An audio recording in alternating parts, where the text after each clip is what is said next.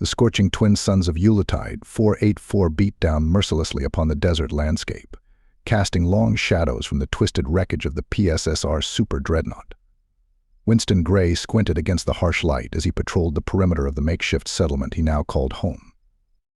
Years ago, Winston had been a soldier of the People's Sovereign Security Republic, a galactic superpower that demanded unwavering loyalty from its citizens.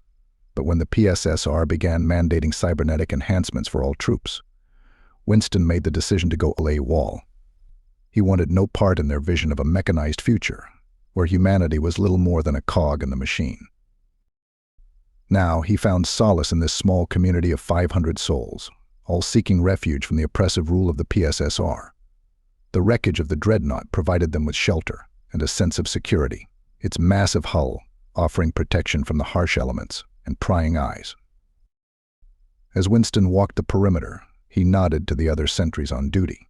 They were a ragtag bunch, consisting of fellow ex-military personnel, displaced civilians, and even a few former PSSR scientists who had grown disillusioned with the regime.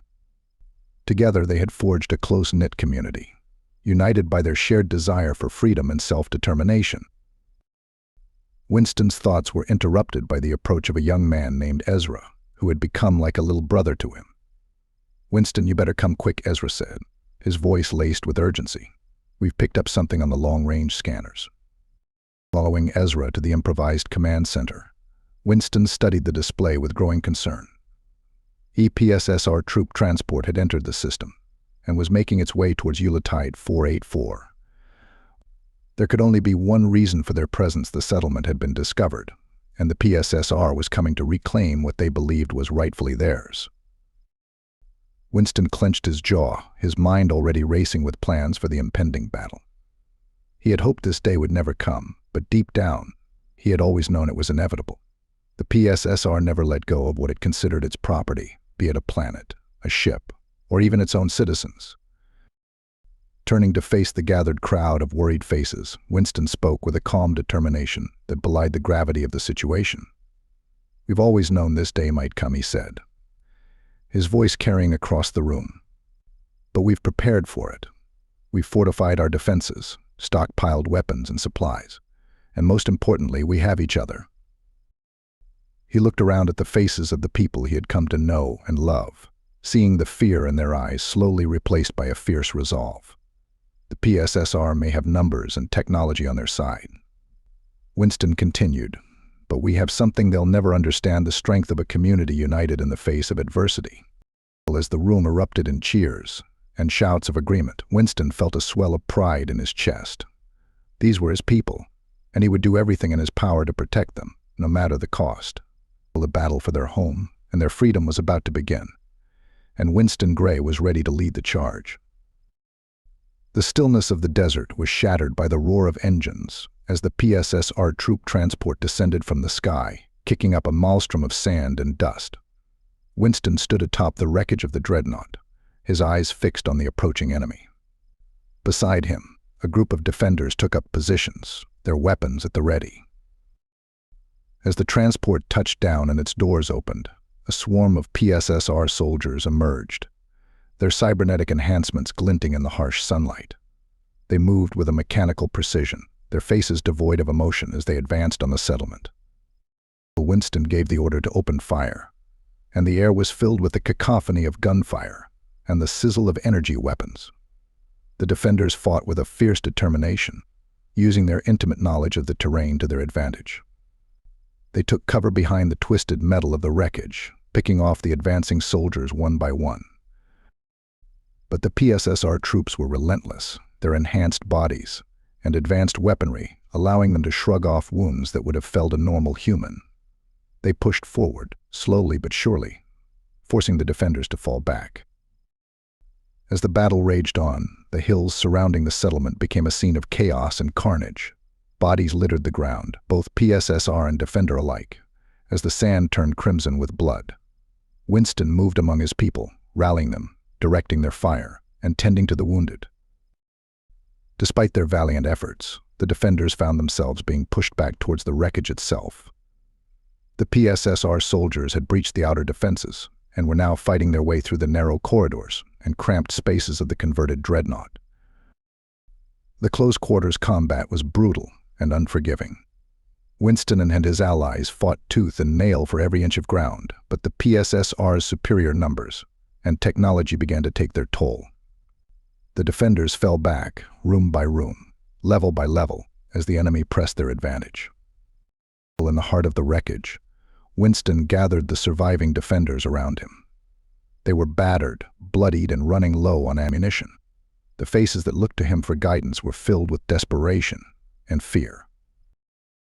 "We can't hold them off much longer," Ezra said, his voice strained with exhaustion and grief.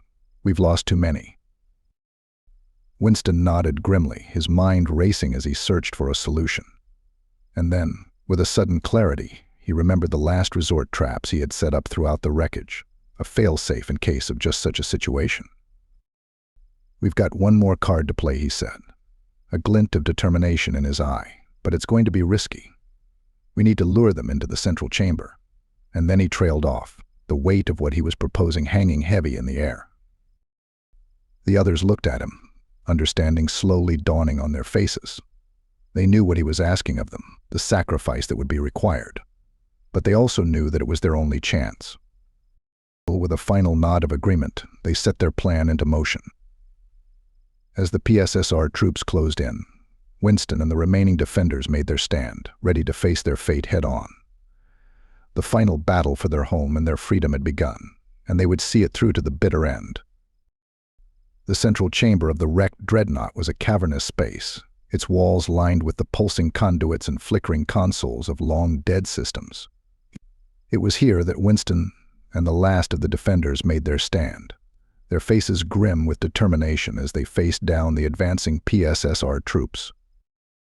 The enemy soldiers poured into the chamber, their cybernetic enhancements allowing them to move with a speed and precision that was almost inhuman. They came in waves, their weapons spitting fire and death, as they sought to overwhelm the defenders through sheer force of numbers. But Winston and his comrades fought back with a fury born of desperation. They took cover behind the towering machinery, using the chamber's labyrinthine layout to their advantage. They struck from the shadows, picking off the PSSR troops one by one, even as their own numbers dwindled. As the battle raged on, Winston knew that time was running out. The PSSR forces were relentless, their ranks seemingly endless. It was only a matter of time before they overran the last of the defenders. With a heavy heart, Winston gave the signal to initiate the final phase of their plan. The defenders fell back to predetermined positions, drawing the PSSR troops deeper into the chamber. And then, with a final defiant roar, Winston triggered the last resort traps he had set in place. The chamber erupted in a series of devastating explosions, the carefully placed charges ripping through the ancient machinery and bringing down tons of metal and debris upon the advancing enemy. The PSSR soldiers were caught in the maelstrom, their enhanced bodies no match for the sheer destructive power of the blasts. When the dust settled, the chamber was a scene of utter devastation. The bodies of PSSR troops lay crushed and broken beneath the rubble, their cybernetic enhancements sparking and sputtering in the flickering light. Miraculously, Winston and a handful of defenders emerged from the wreckage, battered and bloodied but alive. They stared at the carnage around them, the weight of their victory sitting heavy on their shoulders. But even as they caught their breath, the survivors knew that their respite would be short-lived. The PSSR would not let this defeat go unanswered. They would send more troops, more ships, until the settlement was nothing but a memory. With heavy hearts, Winston and the others made the difficult decision to abandon their home. They gathered what supplies they could, tending to their wounds and saying their farewells to the fallen. And then, as the twin suns of Yuletide-484 began to set, they set out into the desert, their faces turned towards an uncertain future. As they walked, Winston looked back at the wreckage of the dreadnought, the place that had been their home and their fortress.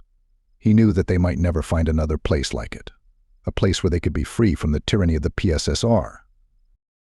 But he also knew that as long as they had each other, as long as they held on to the bonds of community and family that had seen them through this darkest of days, they would never truly be defeated.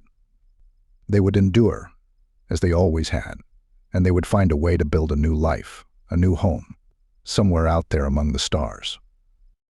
With a final nod of farewell to the place that had been their sanctuary, Winston turned his face to the horizon and led his people onward into the unknown.